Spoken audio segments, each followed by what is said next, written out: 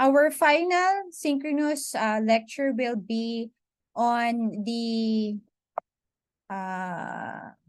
herd health program. So this will tackle some of the common diseases that we handle or we encounter with dairy cattle. Before we proceed to the discussion of the diseases, when we are handling farm animals or population animals, okay, we call it also as population medicine. We are after the prevention rather than the cure, okay? It will be more expensive to be reactive in going to the treatment rather than on the prevention. Having a sound herd health program really requires that you have everything in place to secure that prevention of disorders and diseases is in place in your management. So we have these general considerations such as the daily cleaning and sanitation of the living conditions of the animals. We have to eliminate wet, muddy areas, okay, because this will encourage fly population, and we know that they are vectors of pathogens. We have to remove any impediments, obstacles, anything that can damage their hoofs, anything that they can take in their GIT.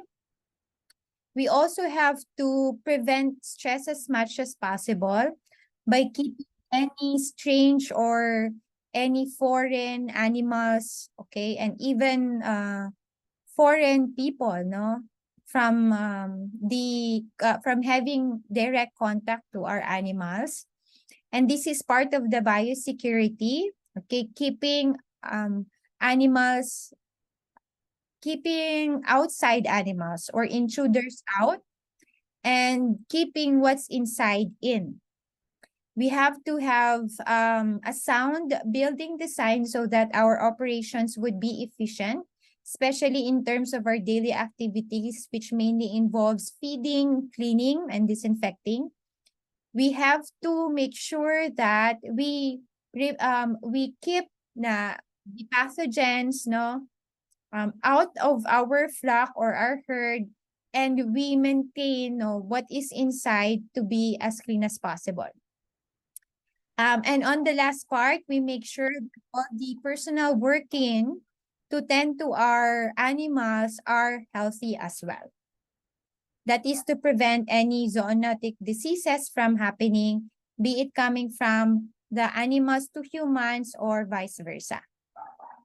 So this is how we keep our hallway as clean as possible. We have to remove any of the leftovers out before we put in new feeds. And this is how clean the feeding alleys should be. So we do not have a feeding trough because we feed on the floor, but you can see that the part where we put the feeds are shinier than the one at the middle, where we have our feeding tractors pass by. And we have our corners coved, so they do not have any corners, so that it will be easy to clean them up. It will be easy to sweep and not to have any cumulative, no, cumulative amount of feeds being left here that will be difficult to clean and remove. Okay, so this is usually how it would look like on a daily basis right before they are fed, or these new feeds being given to them. On considerations, if we are if we have isolated, no, any animals that are sick, we have to keep them in the hospital pen up until they are well enough to join the herd. We have to have homogeneous sizes of our animals. So we have to segregate them according to their body weight and their age groups. Okay, it doesn't necessarily mean that if they are of the same age, they are of the same size. that is the best practice, but sometimes it does not follow. So you also have to consider on having another grouping in terms of body weight so that there will be no animal left behind in terms of nutrition. You have to identify animals immediately that are sick so that you can treat them accordingly. So the Philippines, through the National Dairy Authority, they have annual testing for brucellosis and tuberculosis. And this is to have this active surveillance of monitoring, which would be positive from this test, and they will be isolated and if needed, called. Okay. We have to have sound religious control of our internal and external parasites. We have to have updated vaccination. So here in the Philippines, we have to vaccinate against hemorrhagic septicemia.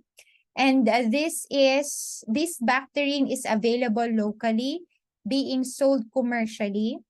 And this has to be in place, no, in all of the farms, but unfortunately not everyone is vaccinating against hemorrhagic septicemia as of the moment. Aside from that, we also have to vaccinate them against tetanus and then the other clostridial pathogens, such as the one causing blackleg and endotoxemia, no? So we already have a pentavalent bacterium that is available commercially.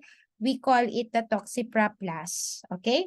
So for brucellosis and tuberculosis, we don't have a sound treatment program. So we are aiming for the prevention. That's why we have this rigorous annual testing amongst our herd or flock. It's very important to have our optimum breeding records or health records in place so that we can already identify, if it has become chronic, if the disorder or the disease has become chronic, and also to prevent any inbreeding from happening in our herd. These are the items that we have to consider when purchasing animals. So this is a very important aspect of biosecurity. If possible, we do not get any animals from outside. So we have to build our herd by ourselves, So we build the herd in terms of quality and quantity within the farm, okay? Because there's a possibility that if we get elsewhere, that diseases or disorders come in our facility, okay? If we really want to buy outside, so we have to ensure that they would be coming from disease-free herd. But honestly, this is near impossible, no?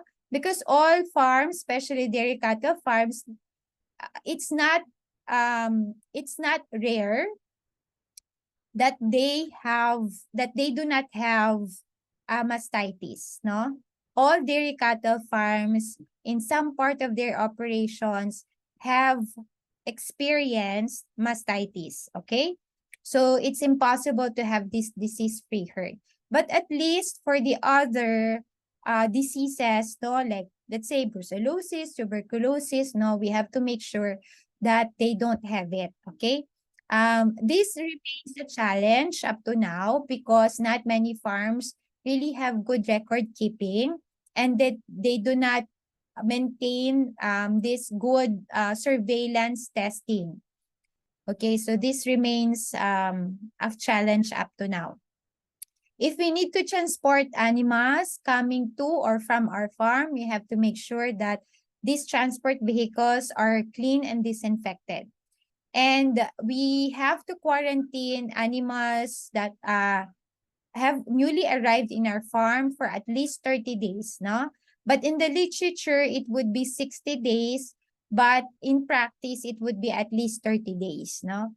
So with the farms I'm working for, I implement a 45-day quarantine period because I have had experience that near the 30-day mark, diseases would show up, or the lab test would be available.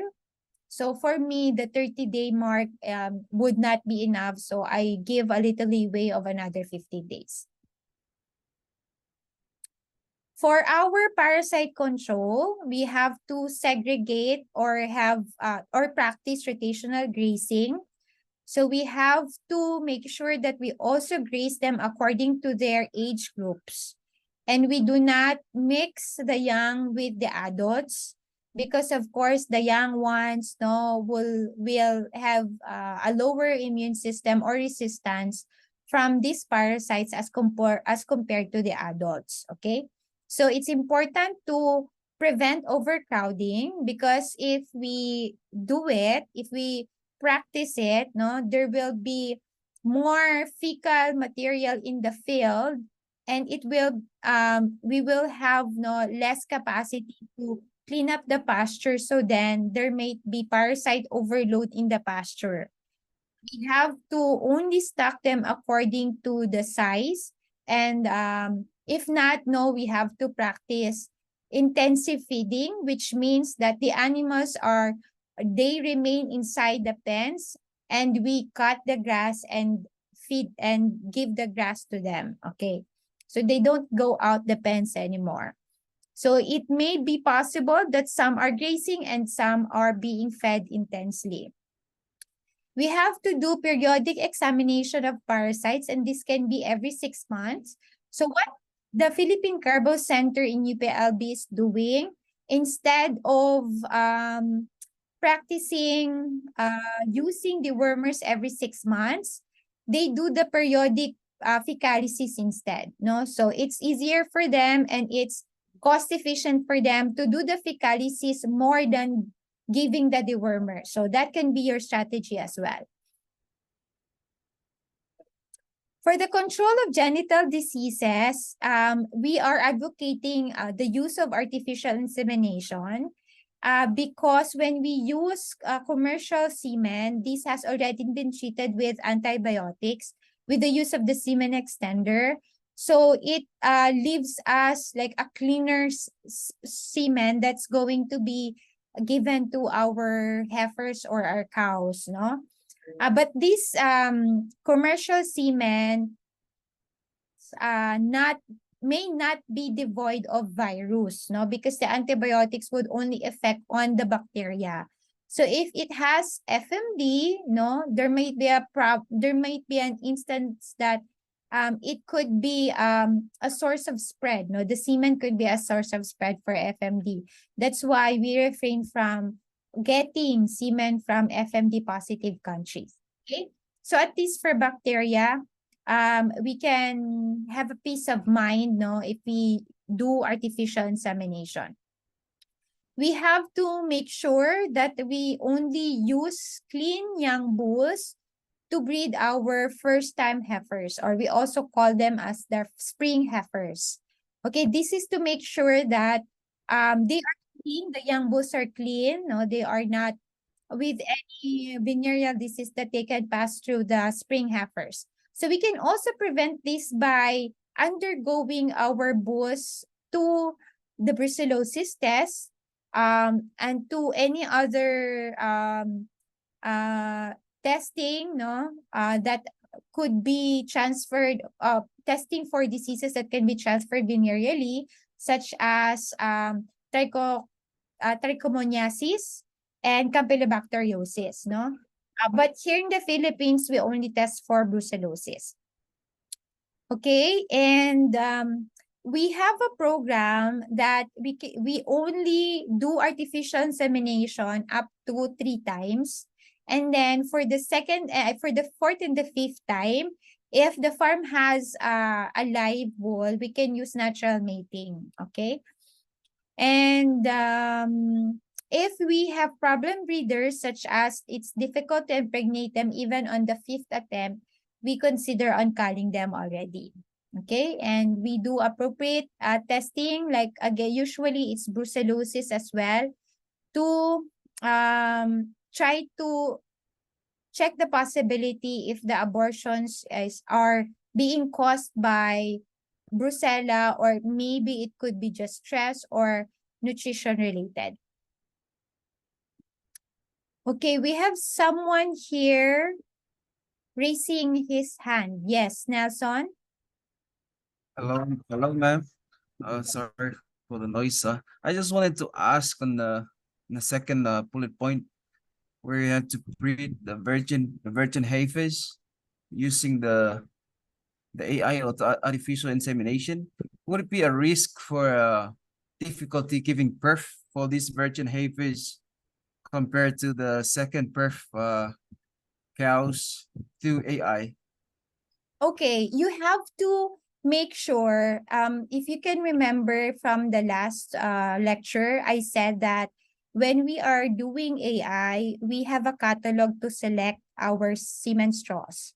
And in each of the entry in the catalog, you can get details from the bull, and one of which is the calving is.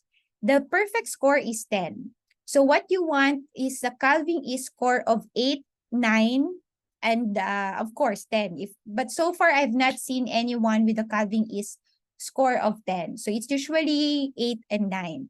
So you only use Siemens straws with a calving is of 8 and 9 to use in our spring heifers, so that they would not be as big. No, it will be they would already have ease in calving, so it would not be a problem. If in case you do not have access to Siemens straws, make sure that you use the appropriate size of the bulls if you're going for natural mating. So to answer your question, it will not be a problem for as long as you try to select the proper Siemens straws and proper bulls for them. Thank you, ma'am. I meant about the virgin heifers in regards to the vaginal axis when they give birth. Would it be a risk for those virgin heifers rather than compared to giving the AI to a more of a first or a cow who already gave birth? It will not be a factor, because not necessarily that it's their first time they always have a small inlet. Not necessarily. So it's Thank you. possible, yeah, it's possible that even if it's their first time, they already have a wide enough inlet or a wide enough pelvic area for them to expel the fetus. So it's not a factor. But I understand your concern that since it's their first time, so maybe they're a little bit agitated, they're nervous, they don't know how to be a mother.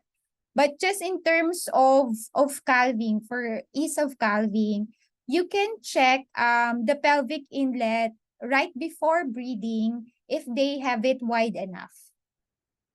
If not, no, yeah, you can skip not having her as a breedable. Or you can plan of having a dystocia later on if you really want to breed her. Just be prepared, no? Even if you already know that she's a candidate for dystocia because of her narrow inlet. Thank you. Thank you very much, ma'am.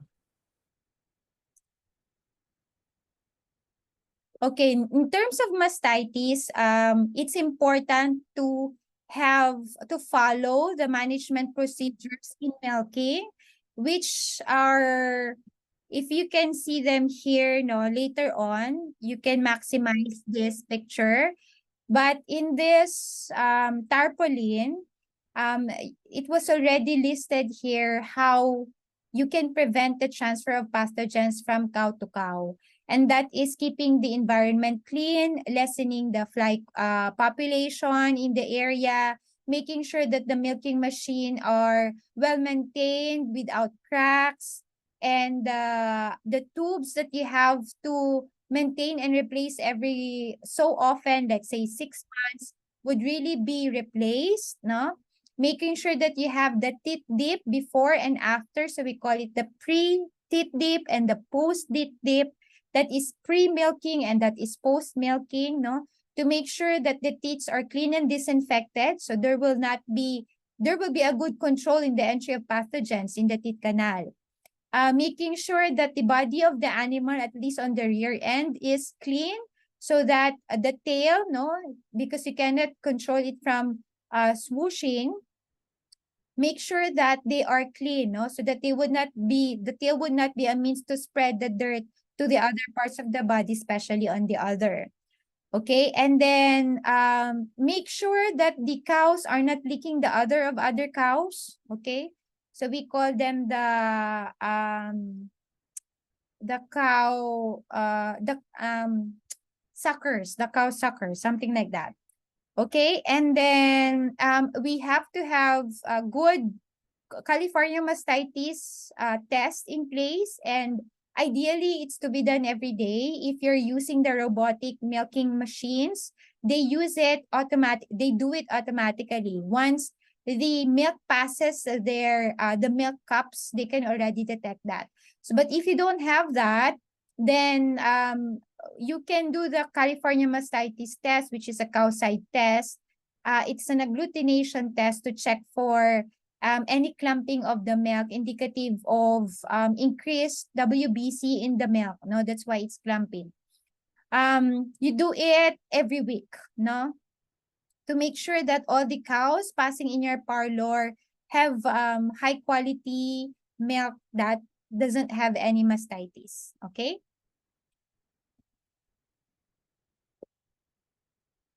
Make sure that if you are milking the cows, you do the force stripping, and that is trying to pinch the teat to give off like 3 squirts of milk before you install the teat cups for the milk collection. Okay.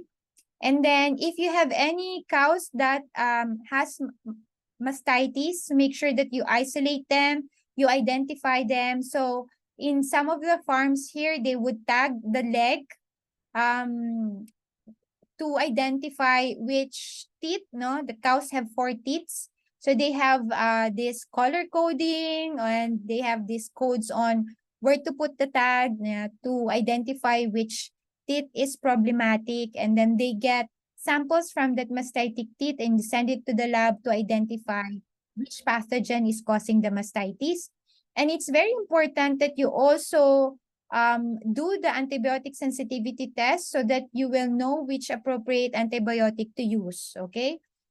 So I'm not a fan of using first line antibiotics or broad spectrum antibiotics to treat for mastitis. I'd rather have the specific information to be able to have a sound treatment program for the mastitis cases. And if you have any chronic mastitis patients, no, be considered to call them because they are carriers of these pathogens that can easily spread in your herd. Okay, for respiratory disease control, make sure that your animals are protected, they are enclosed. So if in case you have any typhoons, no, they have shelter to keep them warm. Okay, and it's important to have their living conditions clean and dry so that there would not be any muddy areas, and this mud can be a cause of or risk factor for the mastitis and also for lameness. And their living areas should be clean so that there would not be any ammonia buildup. And if you have high levels of ammonia in the area, they are very prone to pneumonia. You have to avoid overcrowding as well. The same as with the pasture. If you have a lot of animals in one pen, there will be a lot of poops and pee in the area. And of course, we know that this could lead to high ammonia buildup. This could be a cause for GIT upsets because they may eat them. Okay. And cause of lameness, cause of contamination of wood, and so forth. Okay. This is the University of Wisconsin-Madison calf health chart. And we use this to identify and to score, no? So it's important for us to score so that we can measure how severe a patient is and how well that patient is recovering or not responding to the treatment that we're giving this patient, no? So the 1 in 0 would be normal. So we look into parameters such as the rectal temperature, presence of cough, presence of nasal discharge, presence of ocular discharge, and then the balance, no? And that is head tilting. So for the 0-1, you have balanced head. And for the severe one, the score number 3, you have severe head tilting. And the side favoring would be the one with the severe clinical signs, okay? And next, for other notes on the biosecurity, we have, there's nothing new with this one. So we just skip that. Okay. To minimize dystocia, we use rubber mats, okay? On areas where it could be slippery. And that is when they are being unloaded from a transport vehicle. And then in our milking parlor, the flooring also has rubber mats because they are standing in the same spot, on the same spot for at least 8 minutes. So that would be increased pressure on their feet. So we make sure that they're comfortable whenever they're being milked. So we have these rubber mats there. And on the other areas, paved areas of the farm, we use this non-skid flooring to provide friction because it's sometimes, it's the flooring is wet, especially if we are cleaning it or we just finish cleaning it and it takes time to dry.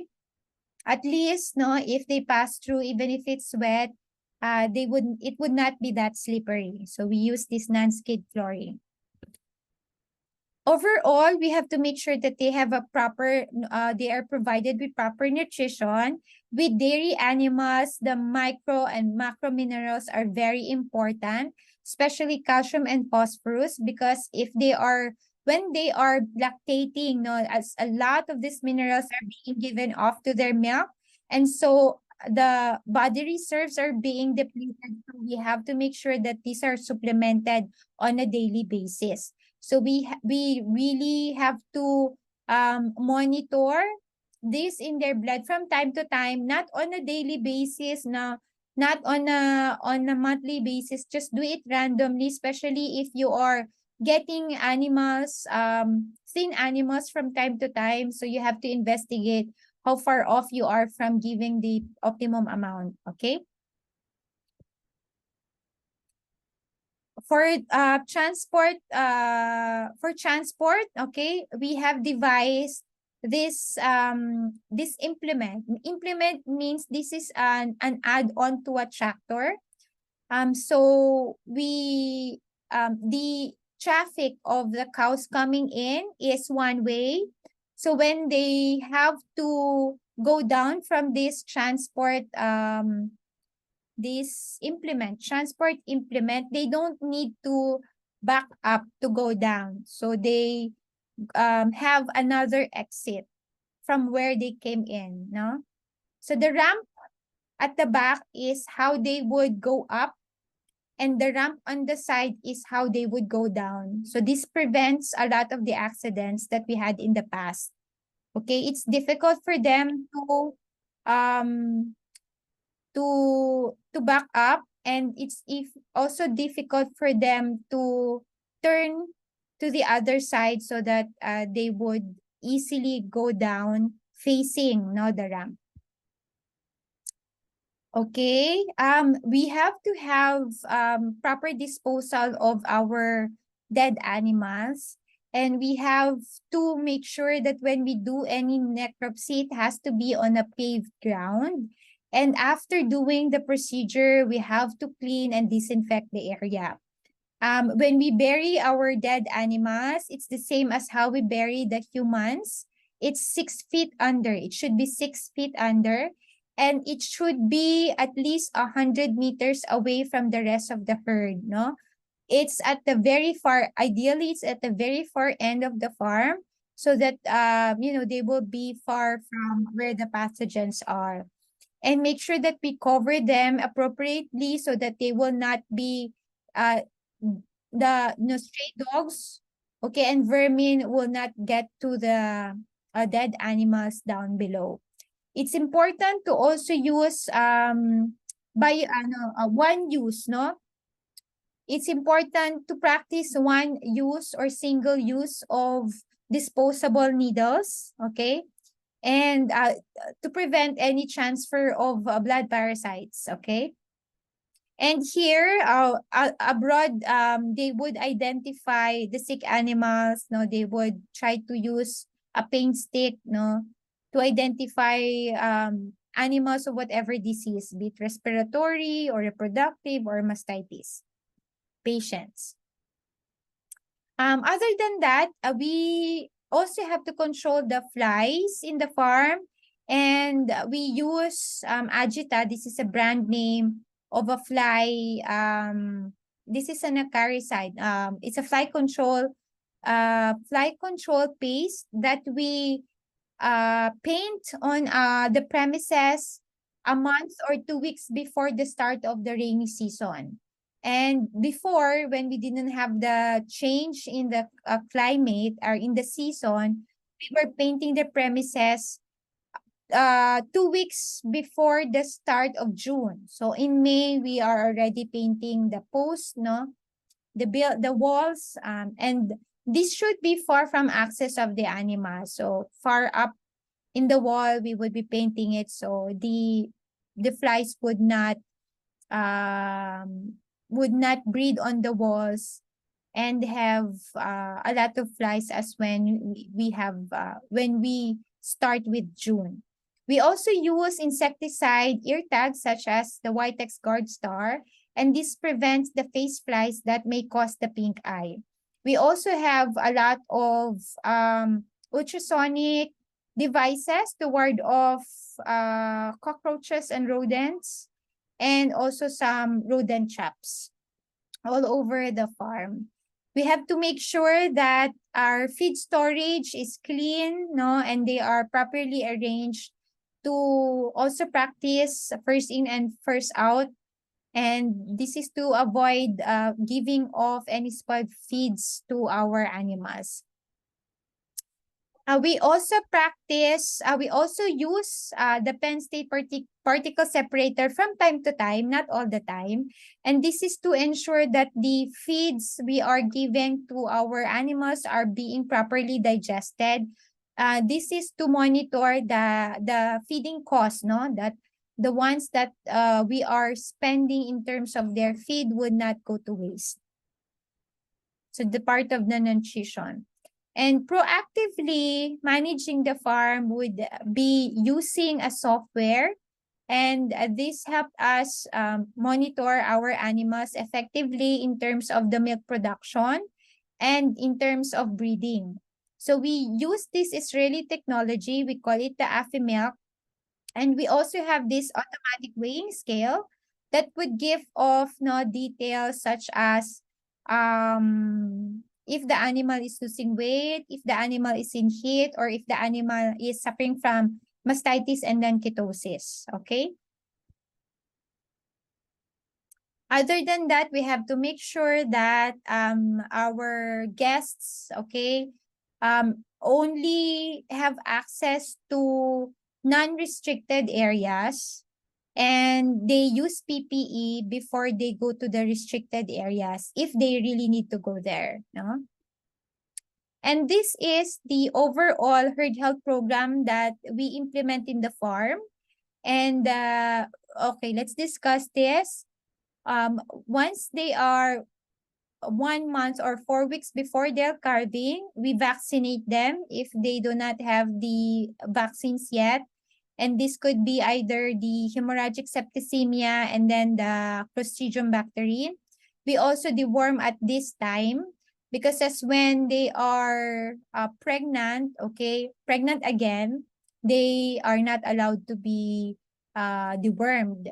But with the use of fenbendazole, this has a wider margin of safety. So we can use this with pregnant animals as opposed to albendazole. So ideally, we repeat the deworming schedule every 6 months. And we rarely see any fecal eggs when we do fecalysis. So we maintain the 6-month interval. For calves that are aged 3 to 5, we give them the Coccidiostatin Bacox, and this is to prevent coccidiosis. You can opt not to give this if you do not practice overcrowding, if you are ensured that your animals are being given the proper colostrum, no? So make sure that they are really healthy. So if you do not have any of the risk factors for coccidiosis, you can opt not to give the Bacox. And if you do so, this is 1 dose for life, and you repeat it as when you see any signs of coccidiosis. As when the animal becomes 1 month, we start deworming her with albendazole or fenbendazole. And as and when the animal is on its fifth week of age, we can opt to do fecalysis. And we can do fecalysis before the deworming. So if we do not see any fecal egg counts, then we can opt not to proceed with the deworming. Okay. When the heifer, because usually we sell off our bull calves, and we are only retaining our heifers. When they become 4 months old, we start to give them the Hemocep vaccine. And there's a booster after 2 to 3 weeks, and then it would be an annual booster going forward. So before, we were also vaccinating against BEF, or that's bovine ephemeral fever, the 3-day sickness. But over time, we decided to discontinue it. The program it starts as when they become 6 months old, and another booster after 1 month, and every year, no? The booster would then be every year. When they become 1 year old, no? From 6 months to 1 year old, that's when they undergo the tuberculin testing, and it has to be repeated annually. For the breeders, and that starts with when they become 15 months to 18 months, they undergo the brucella testing, and it has to be repeated annually as well. And as when we have any cows that have aborted, so they undergo retesting for brucella.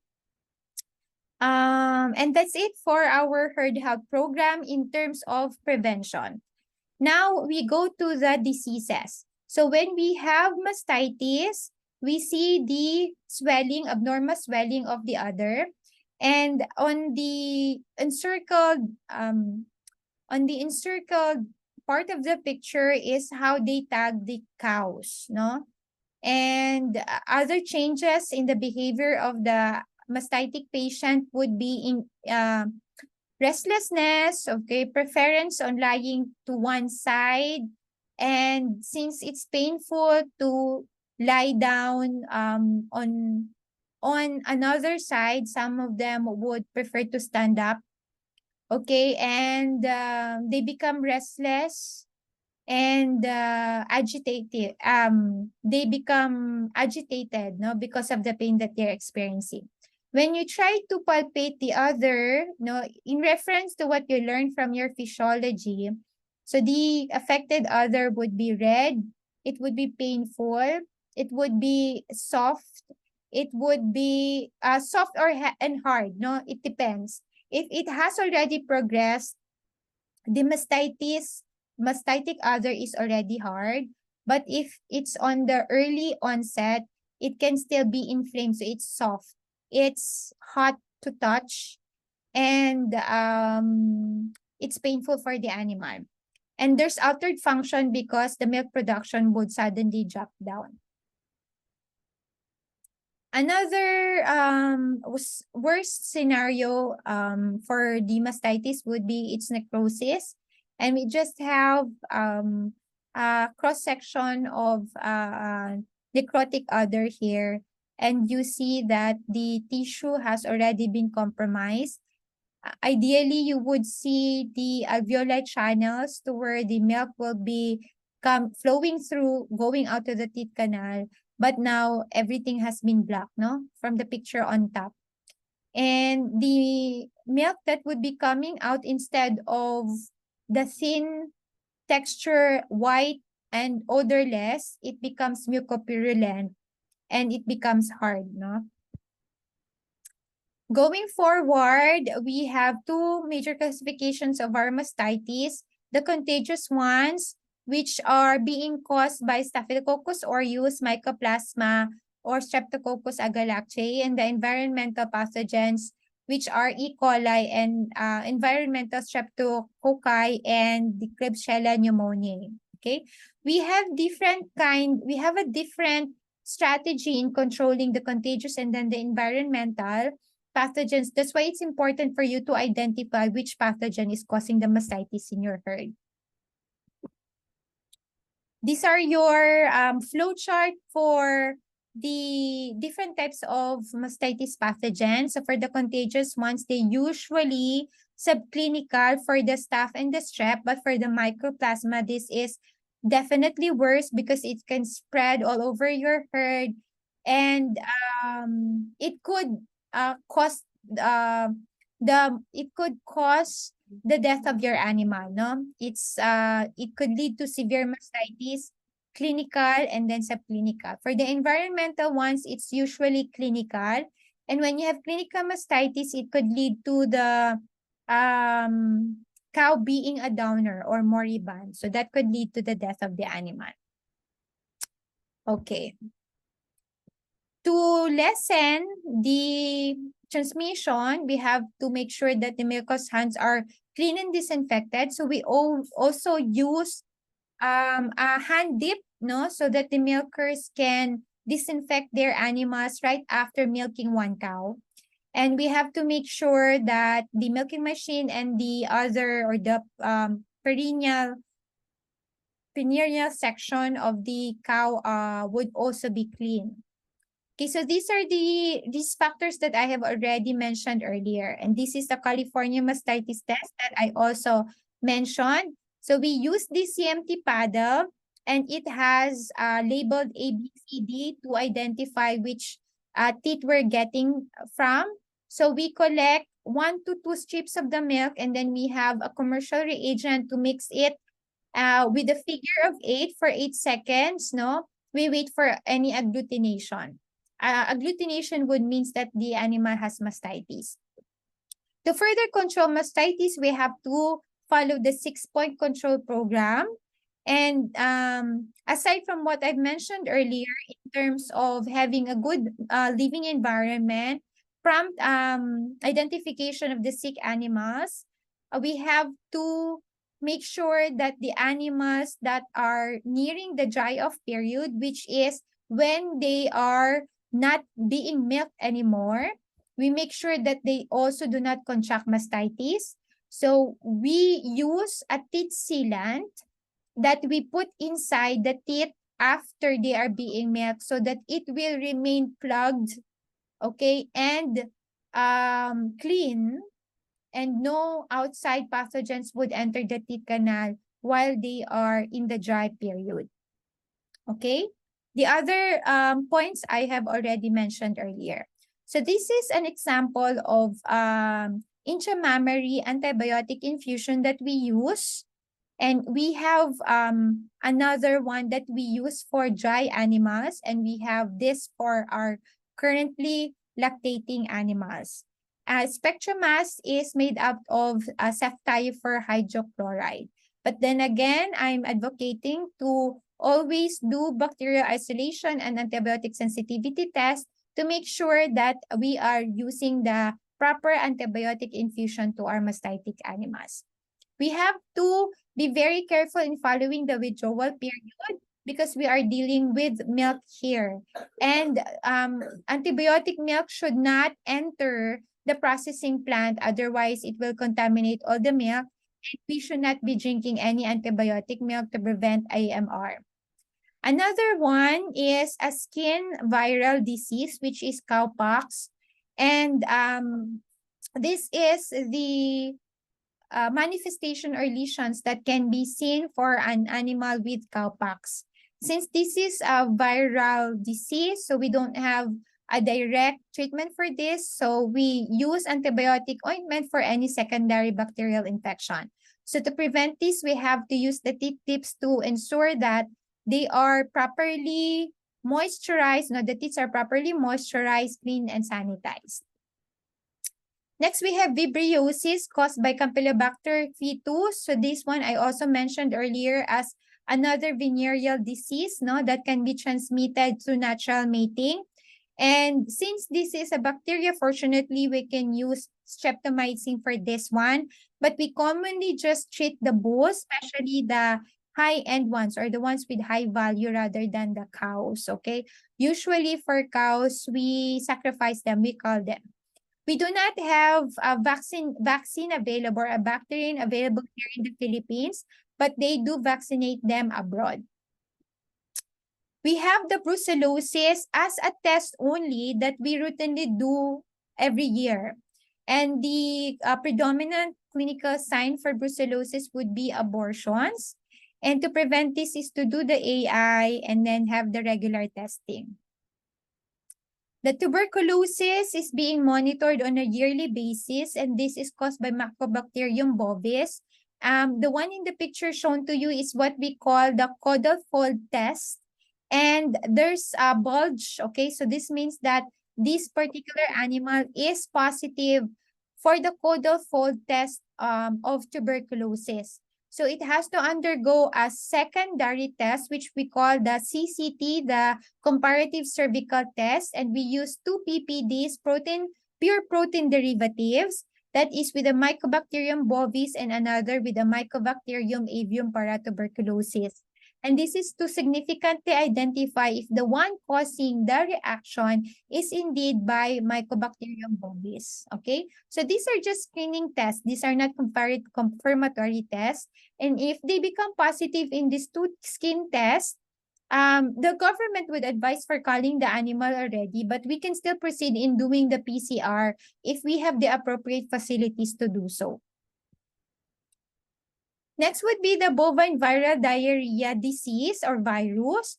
And this would cause multiple clinical signs such as, aside from the diarrhea, it could also cause abortions and respiratory ailment, okay? So we have to, well, honestly, it's difficult to test for this one. But we were able to do PCR testing with this on a small herd. There is a vaccine available to protect your herd against BVD, but it's not available here in the Philippines. The next is the shipping fever, and the shipping fever is caused by Pasteurella multocida, which you can protect if you vaccinate for hemorrhagic septicemia because it's the same pathogen. Okay, the clinical signs would be sudden death, because there is toxemia, so there is high fever, and then respiratory ailments such as panting and tachypnea. Okay, and the shipping fever, the risk factor for shipping fever is the transport stress. But even if without transport, this is very much related to hemorrhagic septicemia. If the animal is in a poor living condition and it's not adjusting to the current conditions very well, they can get hemorrhagic septicemia. The antibiotics that we can use to protect our herd from this, it could be fluoroquinolones, sulfonamides, oxytetracyclines, and it's very important to use non-steroidal anti-inflammatory drugs because of the toxemia brought about by the bacteria causing this parainfluenza and the shipping fever.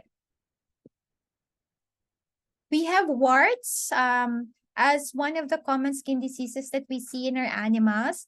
This is self-limiting, so without even doing anything, they can recover from this, but it takes a lot of weeks. And the transmission here is through direct contact, so it's important to isolate the animals so that they would not spread this virus in the herd.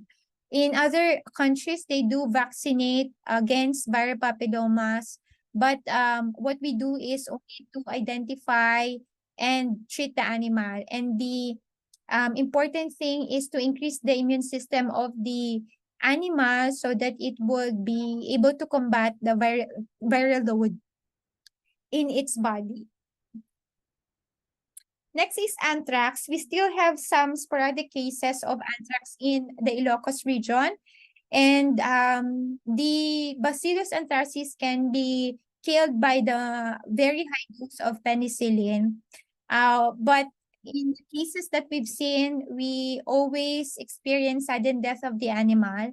And if we see any oozing of discharge in the natural orifices of the body of the cow, this is highly indicative of anthrax. And we do not open the animal for necropsy.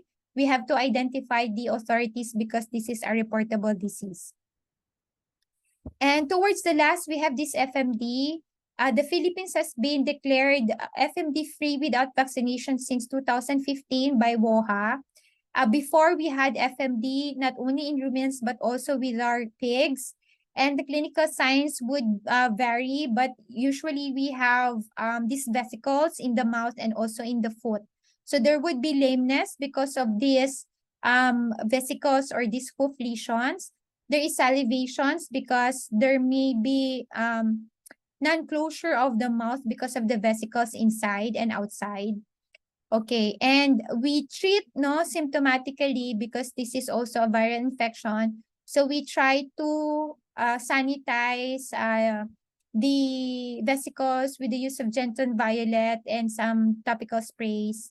And we do hoof bathing with the use of calcium hypochlorite to disinfect and sanitize the hoof. We were vaccinating our animals against FMD before. And in animals, in countries still with FMD, they have access to the vaccines. Okay, these are some vesicles of the tongue and in the buccal cavity of FMD patients. And we see some wounds as well on the teeth and in between the hooves. Okay, we have a soft tissue disease, okay, such as the actinomycosis, otherwise known as lumpy jaw, caused by Actinomyces bovis. And this can be treated with the use of oxytetracycline. And the prevention would entail removing any objects that can cause any open wound inside the buccal cavity. So any sharp objects that can contaminate the food, no? And this can cause an open wound inside the buccal cavity that can be contaminated with Actinomyces bovis. On the other hand, we have the wooden tongue being caused by Actinobacillus ligneresiae. So it affects the soft tissues of the body as composed to the lumpy jaw. It affects the bony parts of the body, which is on the mandible. The treatment and management is the same for these two diseases. Blackleg is caused by Clostridium shobovae. So if you vaccinate your animals using the Toxiproplas, you are already protecting your animals against blackleg. If it has infected your animal, the treatment would be high dose of penicillin as well. The clinical sign would be the swollen muscles, no? And lameness because of the swelling of the muscles. Another Clostridium disease would be this malignant edema caused by Clostridium septicum. And again, if you use the pentavalent plus Toxiproplas, you can also protect your animals against this one. And to differentiate it from the others, there is swelling all over the wound, but if you try to incise the wound, it is not color black. But with the blackleg, there's this necrotizing element that makes it black. One of the management when you have blackleg is to incise the muscles so that it would aerate, no? And that is one of the things to lessen the pressure and to manage the swelling in the blackleg patients. The treatment would also be high doses of the penicillin, NSAID, and then tetracycline. Another GIT disease would be the salmonellosis. So the first one I mentioned is coccidiosis. Salmonellosis would sometimes have blood in the diarrhea. Coccidiosis would also have sometimes blood in the diarrhea. The animal would be feverish, would be listless. So it's important to properly identify if this is the one causing the GIT upset in your herd, because it may just be a change in the diet, abrupt change in the diet, or malnutrition. So if it's really salmonellosis, you can use TMPS. That's what I usually use. And because of the swelling in the GIT, especially in the intestines, it would also be wise to use NSAID. Okay, that's colibacillosis caused by E. coli. This would be the third main cause of these cows in your herd. So if it's really E. coli, then you can use oxytetracycline. Just remember that when we are dealing with ruminants, we do not give oral antibiotics as much as possible. I only use oral TMPS for the scar patients and no other oral antibiotics because we don't want to destroy the microflora that's keeping the animal alive, no? And after giving off these antibiotics, what I usually do is to promote gut health by giving probiotics, no? So this will try to increase the rumen microflora again to keep the animal alive. So all of this would be prevented if you give off the proper colostrum to the animal. It's very important for this type of animals that in the first few days of their life, they are provided with the high quality colostrum. It really goes a long way if we give this to them. Okay, I already mentioned this from before. That's being caused by Eimeria. And this one, if we have a lot of flies in the farm, it's possible that our animals can get pink eye caused by Moraxella bovis. And you can have this corneal ulceration. And I have a grading for this one. One is mild, second is moderate, and the third one would be severe. And for the severe ones, they can be resolved in a matter of 1 month. And we use eye drops for this one. We commonly use tobramycin mixed with dexamethasone, and that's highly available here in the Philippines. We do not vaccinate our animals on this. We do not have access on the bacterium, but in other countries, they have the vaccine for this one. So they do that. Next, we have the leptospira. Causing the leptospirosis. And to prevent this, we have to have proper rodent control. And that is inclusive of having good feed storage so that we would have less vermin in our area. If the animal is exhibiting hematuria and jaundice, okay, this could be indicative of the leptospirosis. So we have to treat the animal with, usually we use oxytetracycline. Towards the last part, we have the foot ailments. This is an infectious type of foot disease caused by Spherophorus necrophorus, and it would cause lameness and foot swelling. And we use foot bath to keep the hoof dry and strong. And there are some medicated hoof powders such as tetracycline or oxytetracycline that is available abroad. Okay, what we use here would be the calcium hypochlorite or formaldehyde to keep the hoofs strong.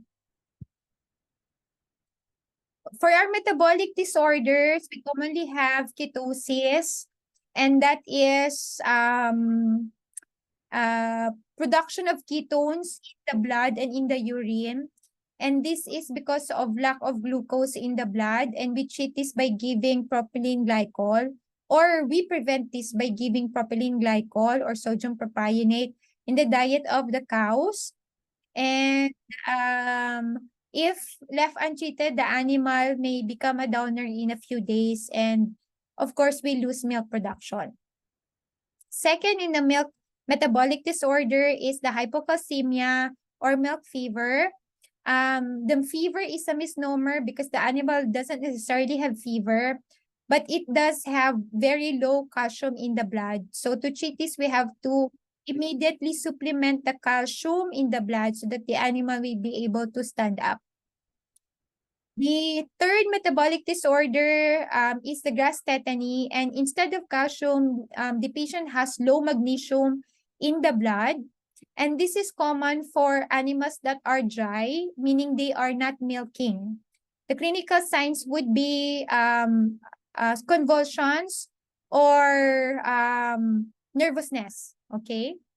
And to prevent this, we give magnesium oxide powder in their feeds so that they have optimum magnesium level in their blood all throughout.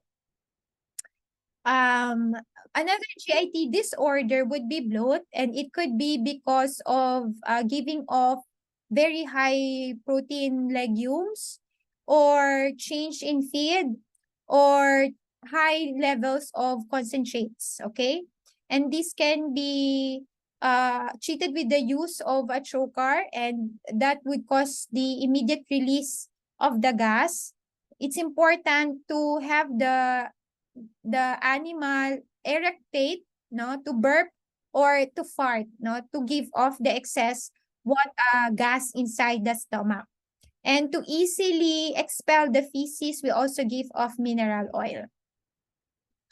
And then we have our langworms. Okay, this may not be very common, but sometimes we encounter them here in the Philippines.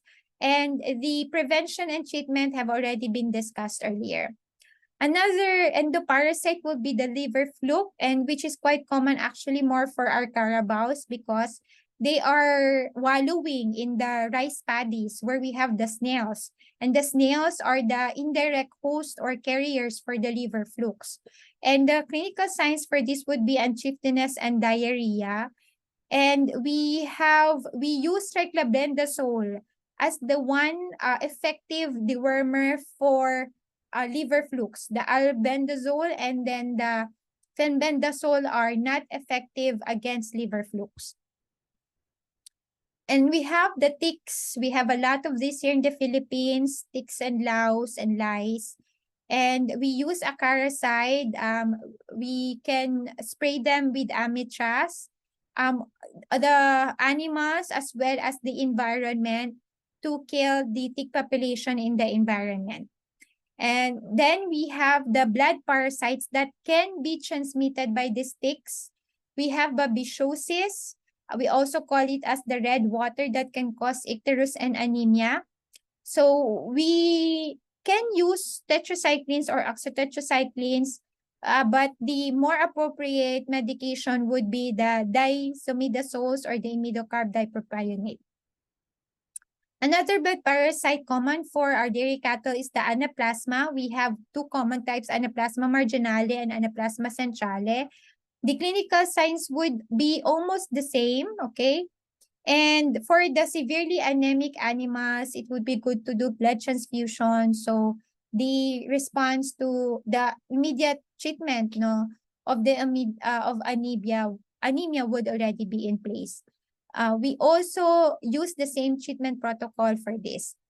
An extravascular parasite, blood parasite, is Sura, caused by Trypanosoma evansii. This is commonly encountered more with horses and with water buffaloes. I've only seen once, I've only encountered one Sura patient in the dairy cattle herd I've handled before.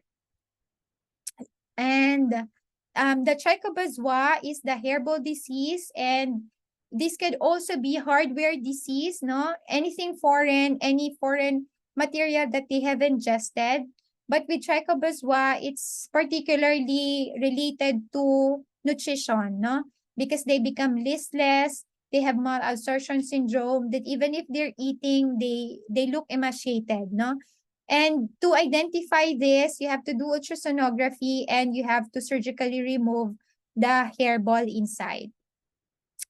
Lastly would be the lameness, and we do lameness scoring we can do this every day because our dairy cattle, the lactating ones, are passing to the milking parlor at least twice a day, so we can do the scoring. Number 1 is normal, number 5 is severe lameness, okay? So there is a different management for each of the numbers. For example, the clinical lame animals would start from having a score of 3 to 5. And you have to identify what's causing the lameness, if it's through laminitis because of the feeding, or if it's a foreign object, or if it's a fracture, no? So you have to adjust depending on the cause of the lameness. So we have two major categories for our hoof disorders. We have the infectious ones, such as the foot swelling that was shown earlier, and we have the non-infectious ones that can be because of malnutrition, or it could be because of foreign body like nails or gravels or rocks that have caused an open wound in the hoof of the animal. Okay, and this has already been discussed earlier, such as we use the hoof bath, and all the animals that are passing through the hoof bath to make sure that they have healthy hooves, hard hooves going forward. And for those that have diseased hoof, we use a hoof block on the healthy hoof, no, to elevate the diseased hoof. Okay, and that's ends our presentation for today.